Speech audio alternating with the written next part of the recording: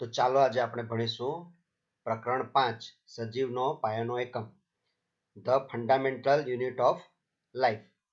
તો આ પ્રકરણમાં આપણે આ પાઠમાં આવતા અને સ્વાધ્યાયના પ્રશ્ન અને તેનું સોલ્યુશન જોઈશું. જો તમે પહેલી વાર આ વિડીયો જોઈ રહ્યા તો તમને વિનંતી છે કે તમે લાઈક કરશો, શેર કરશો અને સબસ્ક્રાઇબ કરી દેશો. કોષોની શોધ કોણે અને કેવી રીતે કરી? તો એનો શું જવાબ છે? કોષોની શોધ રોબર્ટ હુકે 1665ના વર્ષમાં કરી. તેણે બુચના પાતળા છેદનું અવલોકન સ્વનિર્મિત સૂક્ષ્મદર્શક યંત્રમાં કરતા મધમાખીના મધપુડા જેવા નાના નાના ખાનાઓ જેવી સંરચના જોવા મળી. આ ખાનાઓને કોષ કહે છે. શા માટે કોષને સજીવોનો બંધારણીય તેમજ ક્રિયાત્મક એકમ કહે છે? તો સજીવ એક કોષી કે બહુકોષી હોય છે. દરેક કોષ પાયાના કાર્યો કરવાની ક્ષમતા ધરાવે છે. તેમજ બધા જ કોષો સમાન અંગિકાઓ ધરાવે છે. શ્વસન, પોષણ મેળવવું, કામની વહેંચણી, દ્રવ્ય નિર્માણ અને ઉત્સર્જન વગેરે કાર્યો કોષીય સ્તરે થાય છે. આથી કોષને સજીવોનો બંધારણીય તેમજ ક્રિયાત્મક એકમ કહે છે. કોષમાં CO2 અને પાણી જેવા પદાર્થોનું અંદર તેમજ બહારની તરફ વહન કેવી રીતે થાય છે? ચર્ચા કરો. તો એનો જવાબ શું છે? CO2 નું વહન કોષરસ પટલ વડે પ્રસરણ દ્વારા થાય છે અને પાણીનું વહન કોષરસ પટલમાંથી આશ્રુતિ દ્વારા થાય છે. આ વહન વધુ સંકેન્દ્રણવાળા દ્રાવણથી ઓછી સંકેન્દ્રણવાળા દ્રાવણ તરફ થાય છે. શા માટે કોષરસ પટલને પસંદગીમાન પ્રવેશશીલ પટલ કહે છે? તો એનો જવાબ શું છે? કોષરસ પટલ કેટલાક દ્રવ્યોને કોષમાં પ્રવેશ આપવાની તેમજ કોષની બહાર નીકળવાની મંજૂરી આપે છે. તે કેટલાક અન્ય દ્રવ્યોને ગતિશીલતાને પણ અવરોધે છે. આથી કોષરસ પટલને પસંદગીમાન પ્રવેશશીલ પટલ કહે છે. કેટલાકને શું કરે? અંદર અને બહાર જવાની મંજૂરી આપે અને અમુકને એ લોકોની ગતિશીલતાને અવરોધે, એટલે એને પસંદગીમાન કહે છે. જેને ઈચ્છા હોય, પસંદ હોય તે. નીચે આદિકોષ કેન્દ્રીય કોષ અને સુકોષ કેન્દ્રીય કોષનો તફાવત આપેલ છે. તેમાં રહેલી ખાલી જગ્યા પૂરો. આદિકોષ કેન્દ્રીય કોષ અને સુકોષીય કેન્દ્રીય કોષ. તો એનું કદ શું છે?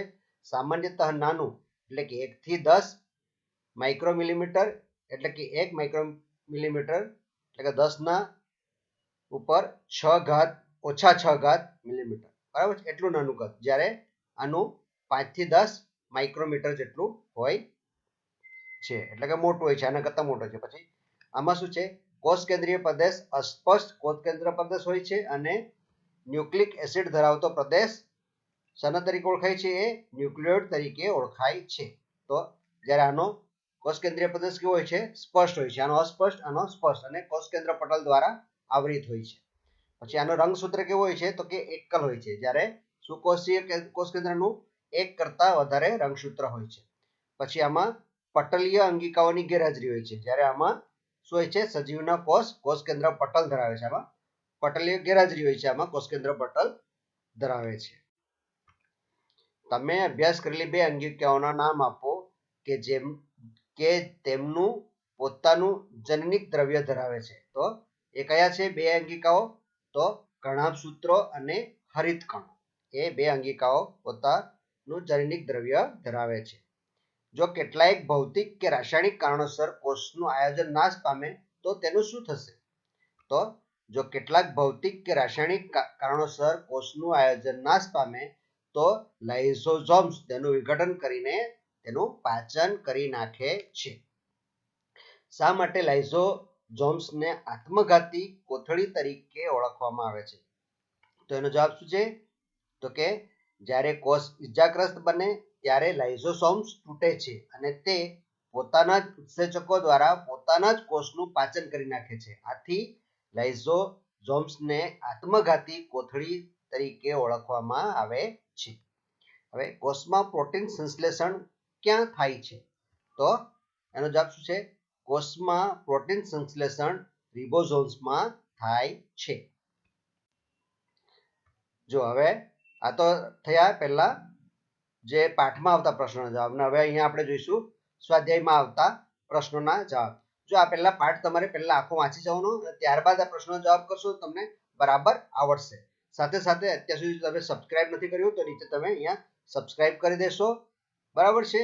સાથે તમે લાઈક પણ કરશો અને તમારા મિત્રોને શેર પણ કરશો. તો હવે આપણે સ્વાધ્યાયના પ્રશ્નો અને તેના જવાબ જોઈએ. પ્રાણી કોષની સાથે વનસ્પતિ કોષની તુલના કરો અને તેનો તફાવત લખો.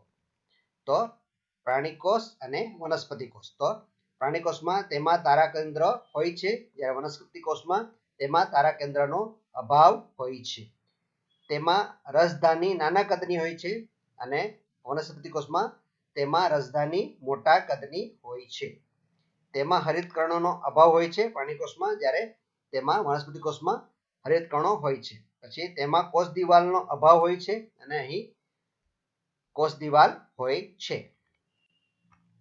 આદિકોષ કેન્દ્રી એ સુકોષ કેન્દ્રથી કેવી રીતે ભિન્ન છે? તો કેવી રીતે ભિન્ન છે એ અહીંયા આપણે અગાઉ પણ પહેલામાં જોયું એ જ અહીંયા પણ આપણે કેવી રીતે ભિન્ન હોય છે તે આપણે લખી શકીએ છીએ. તો આ રીતે ભિન્ન હોય છે. જો કોષરસ પટલ ઇજાગ્રસ્ત બને કે તૂટી જાય તો શું થશે? તો જો કોષરસ પટલ ઇજાગ્રસ્ત બને કે તૂટી જાય તો દ્રવ્યના અણુઓ મુક્ત રીતે કોષની અંદર અને બહાર ગતિ કરે છે અને કોષ તેનું અસ્તિત્વ ગુમાવી દે છે. બરાબર છે. ઇજાગ્રસ્ત બને તો અણુઓ મુક્ત રીતે અંદર કે બહાર જઈ શકે અને તે પોતાનું અસ્તિત્વ ગુમાવી દે છે. જો ગોલ્ગી પ્રસાધનનો અભાવ હોય તો કોષના જીવનનું શું થાય? તો એનો જવાબ શું આવે? જો ગોલ્ગી પ્રસાધનનો અભાવ હોય તો કોષોની નિપજોનું પેકેજિંગ, રૂપાંતરણ અને સંગ્રહ કરવાનું કામ અટકી જાય છે અને કોષો શિથિલ બને છે. કઈ અંગિકા કોષના ઉર્જાઘર, શક્તિઘર તરીકે ઓળખાય છે અને શા માટે? તો કણાભસૂત્ર અંગિકા કોષના ઉર્જાઘર અથવા શક્તિઘર તરીકે ઓળખાય છે, કારણ કે કણાભસૂત્રમાં વિવિધ રાસાયણિક પ્રવૃત્તિ માટે જરૂરી ઉર્જા એટીપીના સ્વરૂપમાં નિર્માણ કરવામાં આવે છે. કોષરસ પટલનું બંધારણ કરતા લિપિડ્સ અને પ્રોટીન્સનું સંશ્લેષણ ક્યાં થાય છે? તો કોષરસ પટલનું બંધારણ કરતા લિપિડ્સ અને પ્રોટીન્સનું સંશ્લેષણ અંતઃકોષરસ જાળમાં થાય છે. અમીબા તેનો ખોરાક કેવી રીતે મેળવે છે? તો અમીબા એનો ખોરાક કેવી રીતે મળે છે? અમીબા તેનો ખોરાક કોષરસ પટલ વડે થતી અંતર્વહન ક્રિયા દ્વારા મેળવે છે. આશ્રુતિ એટલે શું? બે જુદી જુદી સાંદ્રતા ધરાવતા દ્રાવણનું પસંદગીમાન પ્રવેશશીલ પટલમાંથી વધુ સાંદ્રતા ધરાવતા દ્રાવણનું ઓછી સાંદ્રતા ધરાવતા દ્રાવણ તરફ પ્રસરણ થાય છે, તેને આશ્રુતિ કહે છે. હવે નીચેનો આશ્રુતિનો પ્રયોગ. બટાકાને લઈને તેની છાલ સહિત 4 ટુકડા કરો અને તેને ખોતરીને બટાકાના કપ્સ બનાવો. એમાંનો એક ટુકડાનો કપ બાફેલા બટાકાનો બનાવો. પ્રત્યેક બટાકાના કપને પાણી ભરેલ પાત્રમાં મૂકો. કપ એ ને ખાલી રાખો. કપ બી માં 1 ચમચી ખાંડ મૂકો. કપ સી માં 1 ચમચી મીઠું મૂકો. કપ ડી માં જે ઉકાળેલા કે બાફેલા બટાકાનો કપ છે તેમાં 1 ચમચી ખાંડ મૂકો. આ ચારેય કપને 2 કલાક માટે રહેવા દો. ત્યારબાદ આ ચારેય બાફેલા બટાકાના કપ્સને અવલોકિત કરો અને નીચે આપેલા પ્રશ્નોના જવાબ આપો. 1. શા માટે કપ બી અને સી માં ખાલી જગ્યામાં પાણી એકઠું થાય છે તે જણાવો. 2. શા માટે બટાકાનો કપ એ ના પ્રયોગ માટે આવશ્યક છે? અને 3. કપ એ અને ડી માં ખાલી જગ્યામાં પાણી શા માટે એકઠું થતું નથી તે સમજાવો. તો આપણે આ ત્રણે ત્રણના જવાબ જોઈશું. તો શું થશે? તો પહેલાનો જવાબ, કપ બી અને સી માં બટાકાના કપની બહારની તરફ અને અંદરની તરફ પાણીની સાંદ્રતામાં તફાવત છે.